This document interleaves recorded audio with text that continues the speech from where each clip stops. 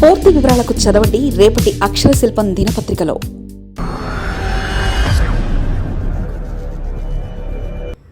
సంక్రాంతి నుంచైనా మారండయ్యా, వైసీపీ అధినేతలో మార్పు కోసం వైసీపీ జనం ఇంకా ఎదురుచూపులు.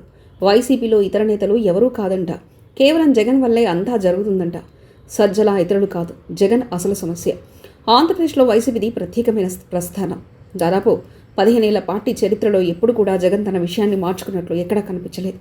తాను మొదట ఏ నిర్ణయం తీసుకుంటారో దాన్ని అందరూ ఖచ్చితంగా పాటించాలి, అమలు చేయాలి. అలాగే తను ఏం చేస్తారో అదే అందరూ వినాలి.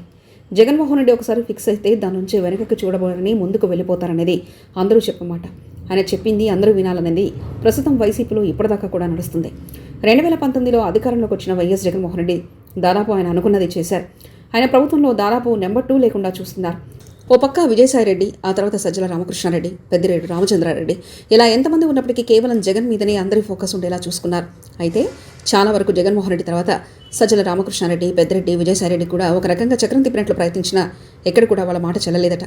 కొన్ని సందర్భాల్లో వాళ్ళ మాట పార్టీలో చెల్లినప్పటికీ ప్రభుత్వంలో నడిపిస్తున్నట్లు కనిపించినా అది కేవలం జగన్మోహన్ రెడ్డి చెప్పిన దాని ప్రకారమే జరిగిందనేది ఇప్పటికీ కార్యకర్తలు చెప్పే మాట. ఇక వైసీపీలో నిన్న మొన్నటి వరకు పార్టీ ముఖ్య నాయకుడు, మాజీ సలహాదారు సజ్జల రామకృష్ణారెడ్డి కేంద్రంగా అనేక విమర్శలు వచ్చాయి. ఆయన వ్యవహార శైలిని చాలామంది తప్పుపట్టారు.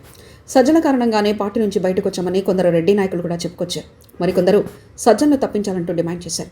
అయితే ఎంతమంది ఎన్ని విమర్శలు చేసినా, ఎంతమంది ఆరోపణలు చేసినా సజ్జల మాత్రం కొనసాగుతూనే ఉన్నారు. ఇదిలా ఉంటే అసలు సమస్య సజ్జల కాదని, జగన్ తీసుకుంటున్న నిర్ణయాలే కారణమని ఇప్పుడు పార్టీ నాయకులు వాపోతున్నారు.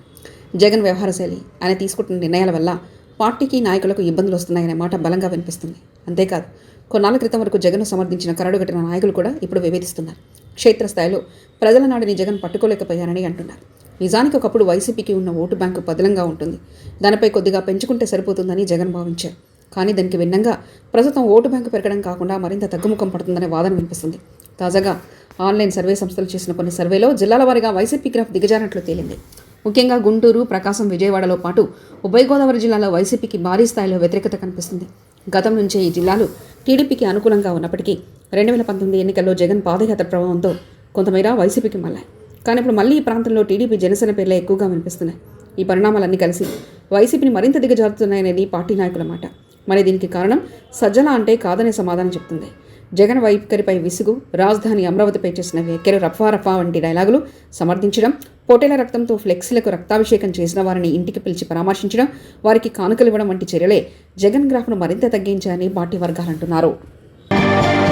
మరిన్ని కథనాల కోసం సబ్స్క్రైబ్ చేసుకోండి మీ అక్షర శిల్పం.